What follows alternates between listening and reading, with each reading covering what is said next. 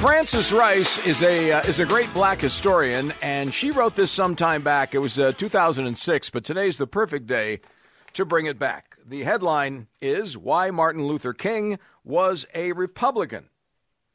Now, I know that maybe a casual blacklister rolling by here is going to be raising his or her eyebrows and saying, "Say what?" Here it is. It should come as no surprise that Dr. Martin Luther King Jr. was a Republican.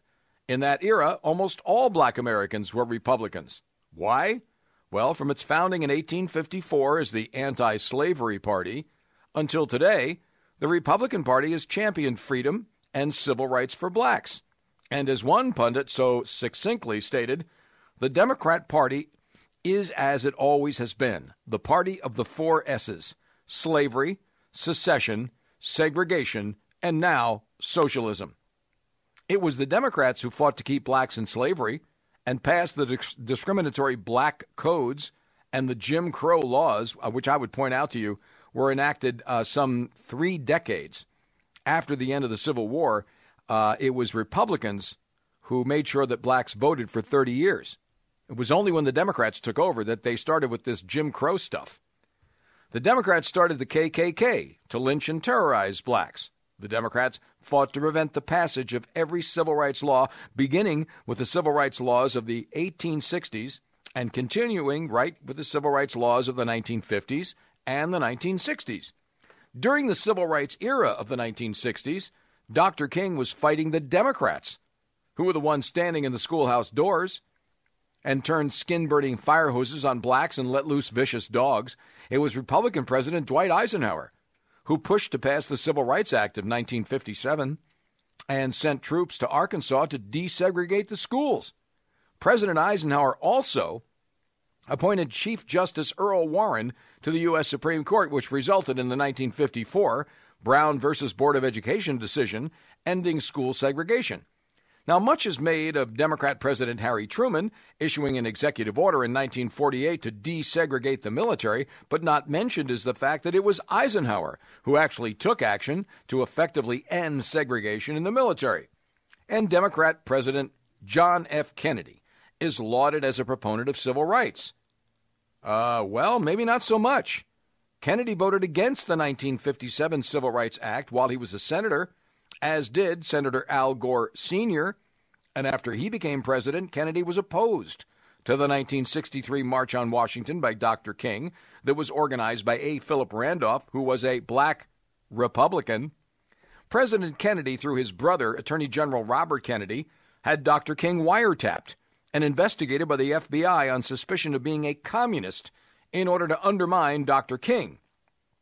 In the March of 1960, by the way, I don't believe that King was a communist, but he was surrounded by people. See, communists always gravitate to any place where there is, where the culture is in upheaval, because they're looking for their opportunity to jump in, okay? And Jesse Jackson found his opportunity, as you recall. In March of 1968, while referring to Dr. King's leaving Memphis, Tennessee after the riots broke out, where a teenager was killed, the late Democrat Senator Robert Byrd from West Virginia, a former member of the KKK, called Dr. King a troublemaker who starts trouble but runs like a coward after trouble is ignited. A few weeks later, Dr. King returned to Memphis and was assassinated on April 4th, 1968. Now, given the circumstances of that era, it's understandable why Dr. King was a Republican.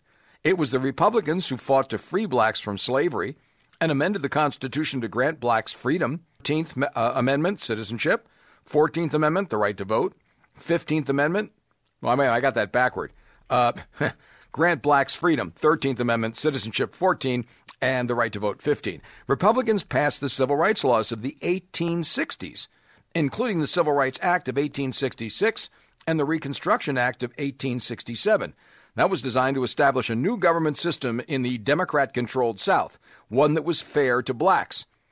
Republicans also started the NAACP. I repeat, Republicans also started the NAACP and affirmative action with Republican President Richard Nixon in 1969 with the Philadelphia Plan, which, by the way, was crafted by black Republican Art Fletcher. and set the nation's first goals and timetables. Now, although affirmative action now was turned by the Democrats into an unfair quota system, affirmative action was begun by Nixon to counter the harm done to blacks when President Woodrow Wilson, Democrat, in 1912 kicked all the blacks out of the federal government jobs.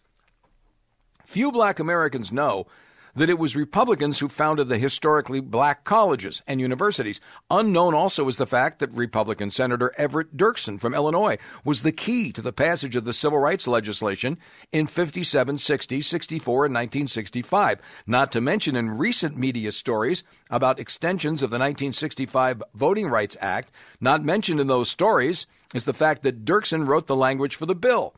Dirksen also crafted the language for the Civil Rights Act of 1968, which prohibited discrimination in housing. President Lyndon Johnson could not have achieved the passage of civil rights legislation without the Republicans.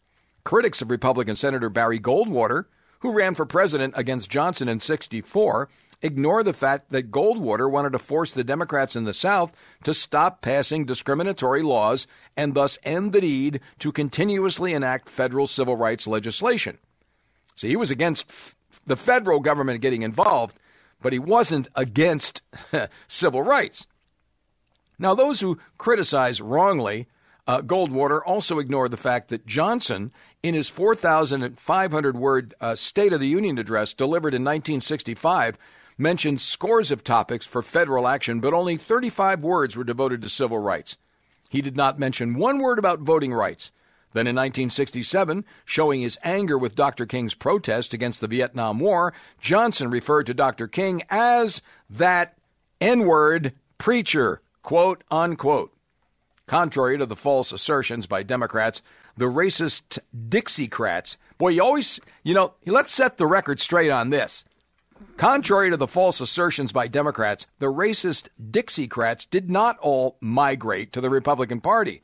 Dixiecrats declared that they would rather vote for a yellow dog than vote for a Republican because the Republican Party was known as the party for blacks. Today, some of those Dixiecrats continue their political careers as Democrats, including the now late Robert Byrd, who is well known as being a Kleagle for the KKK, a recruiter.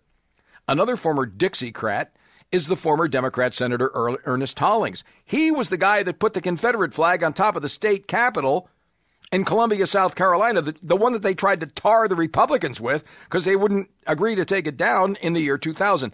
There was no public outcry when Democrat Senator Christopher Dodd praised Senator Byrd as somebody who would have been a great senator for any moment, including the Civil War. Yet Democrats denounced then Senate GOP leader Trent Lott for his remarks about Strom Thurmond from South Carolina. Well, guess what? Strom Thurmond was never in the KKK, and he defended blacks against lynching and the discriminatory poll taxes imposed on blacks by Democrats. If Byrd and Thurmond were alive during the Civil War, and Byrd had his way, Thurmond would have been lynched. The 30-year odyssey of the South switching to the Republican Party began in the 1970s with President Richard Nixon's Southern strategy, which was an effort on the part of Nixon to get Christians in the South to stop voting for Democrats who did not share their values and were still discriminating against their fellow Christians who happened to be black. So, there you have it. Setting the record straight here during Black History Month.